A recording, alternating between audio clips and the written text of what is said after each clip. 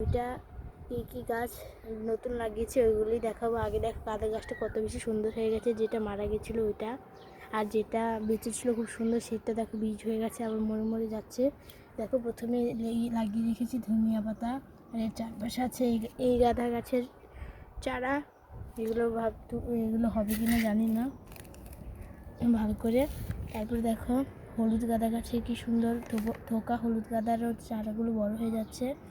আর দেখো ফুলকপির একটা চারা লাগিয়েছি, এটা কিন্তু ডাল নয় চারা, নিচে একটা টগর গাছের ডাল লাগিয়ে রেখেছি।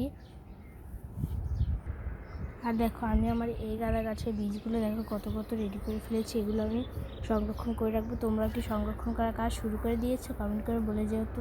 আর আমি কালকে বেশ কিছু গাছে কাটিং লাগিয়েছি।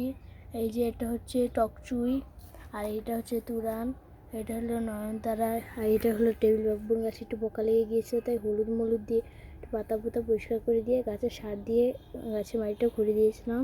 এইটারও ডালটা উঠিয়ে লাগিয়েছি, এখানে হবে নাকি জানি না। এগুলো দেখো মরে মরে যাচ্ছে, গাঁদা গাছের ডাল। এটা বিভিন্ন ধরনের গাছ, এখানে আছে ডাল। এই দেখো তোমরা প্লিজ স্প্রে করো যাতে আমার এই গাছগুলো হয়ে যায় খুব সুন্দর করে। আর এটা দেখো মরে মরে যাচ্ছে, হয়ে গেলে আমি খুব বেশি খুশি হবো। আর লাইক কমেন্ট শেয়ার করতে ভুলে যেও না। আর দেখো গাইস আমার এই গাছে দেখো একটা চারা হচ্ছে, ছোট্ট একটা বেবি। এই দেখো একটা ছোট্ট একটা বেবি হচ্ছে, মাশাল্লাহ। এটাকে আমি একটু জুম করে দেখালাম, কারণ এটা হলো একটু দূরে রাখা আছে, তাই ক্যামেরাটা নিয়ে যেতে পারলাম না, অনেক বেশি জঙ্গলে। আর এই গাছগুলো আমার বাগানের শুরুতে লাগিয়েছিলাম, এগুলো এখনও বড় হয়নি।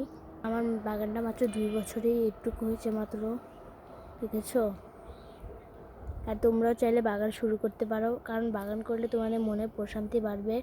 দিন শেষে যদি তোমরা কাজকর্ম শেষে বাগানে এসে একটু বাগানেটাকে একটু ঘুরে দেখতে পারো, তাহলে দেখবে তোমার মনটা পুরো জুড়িয়ে যাবে। তাছাড়া সকাল সকাল ছাদে আসা আমার মনটাই ভালো হয়ে যায়। আজকে ভিডিওটাই পর্যন্ত।